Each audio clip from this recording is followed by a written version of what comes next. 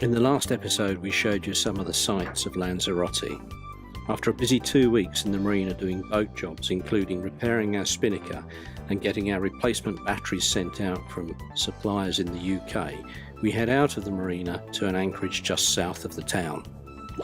It was a beautiful evening and Ali just had to get in the water. She was soon joined by members of the local Club Nautica, taking advantage of the idyllic weather. It's so nice to see all these youngsters being encouraged by the older members of the club.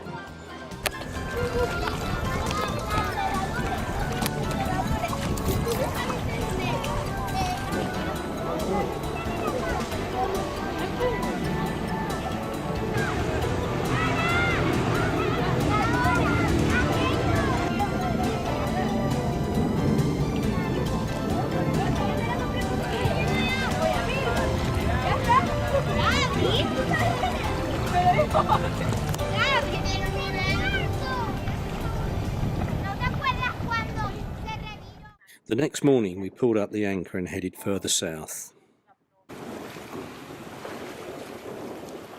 Arriving at Playa Blanca, we launched the dinghy and headed ashore.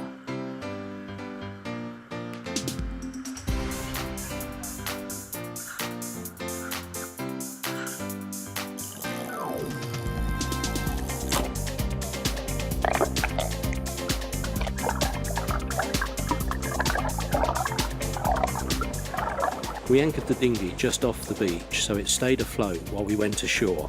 Most beaches in the Canaries have black sand. This is one of the few with white sand, hence Playa Blanca. It was a really fantastic day, but the anchorage was very rolly.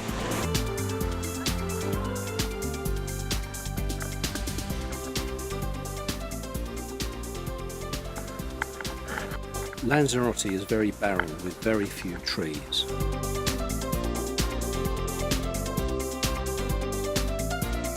On the cliff top there are 2 restaurants, both were packed and the beaches were also popular. You could also get here by ferry from Rubicon.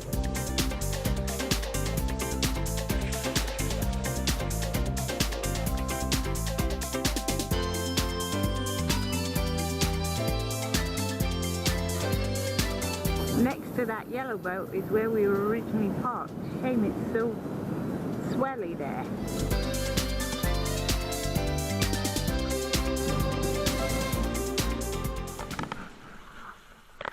Time for more boat work. We had noticed a vibration when motoring in, so Ali went to investigate.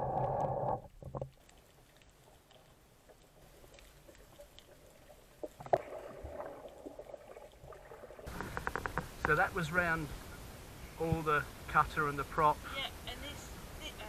Oh well, next day it was my turn. Our anchor was fouled on a rock shelf. Unfortunately, Ali, that's not the waterproof camera. Oh well, one dead camera goes to the bin.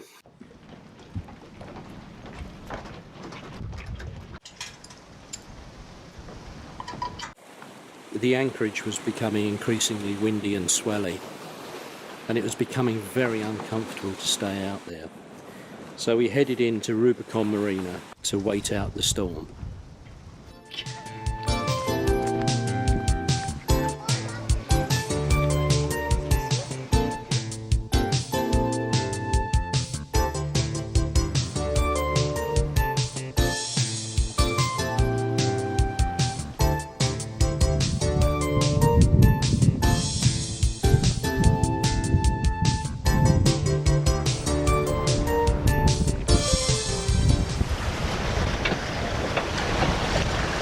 Finally underway, 207 miles to go to Santa Cruz de la Palma.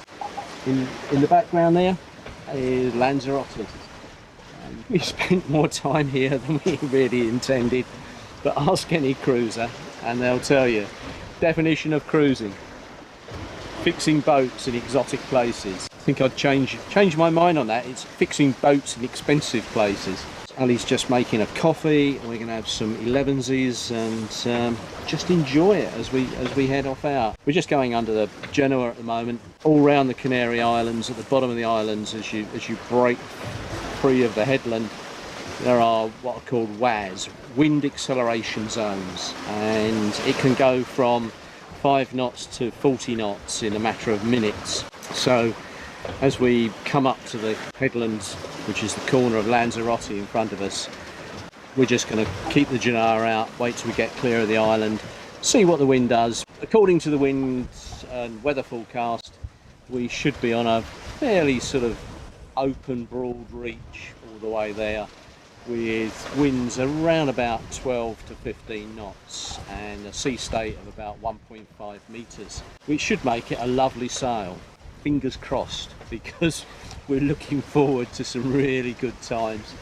I always say that you have to pay for those good days sailing with bad days and bad problems. Well, we've done all the bad days sailing, we've had all the bad problems, let's have some good sailing and good days. Alright, it's the end of the first night. Always the first night is a horrible night when you're on passage, and it's one of these passages where we're probably going to have one and possibly a bit of another night, so not really chance to get into the rhythm of things that you'll hear people talk about when they're cruising. It normally takes 2 or 3 days just to get into the rhythm of staying up all night or sleeping for a couple of hours and then going on watch and then sleeping for a few more hours. And of course you don't really sleep, because the first nights you've got all these strange noises going on, the ropes banging as the sails clatter, and it amplifies down inside the boat and makes it really difficult to get a really good sleep. And you always wake up with that horrible sort of feeling that you haven't slept, and you might have drifted off, but you've not really gone into that lovely deep sleep. So that makes it quite difficult. But we've done reasonably well. We've got fairly consistent wind, more or less what was forecast from the east of northeast, around about a high force 4. The sea state's reasonably flat, but what we have got is that underlying swell of around about 2 metres, which is coming in from the southeast, and it's quite a slow swell, but when it comes it just disturbs the boat. It means we can't sail really dead downwind, because as that swell comes through it tips the boat, and then it puts the back of the sail, the leach of the sail, through the wind, and then the sail wants to go on the other side of the boat, but it's not quite sure, it hasn't quite made up its mind, and then it clatters back again and the whole boat shakes, and it feels like, you know, the earth is just about to explode underneath you.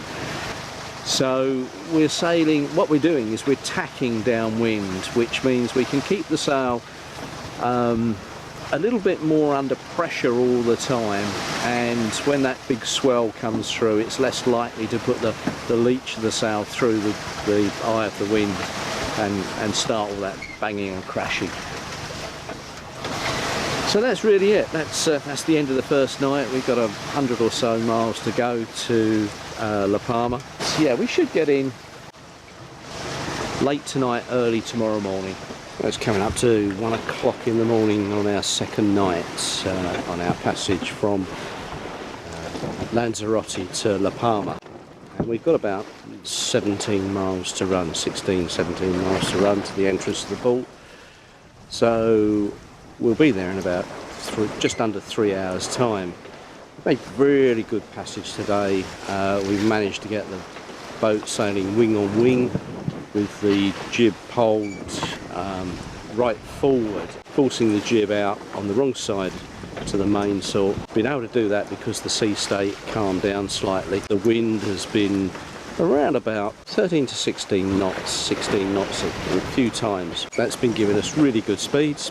Speeds up to 7.5, even touched 8 knots at one point. We've really been zooming along, an excellent time. Second night of a passage gets a bit easier than the first night. You're still not quite into the rhythm of it.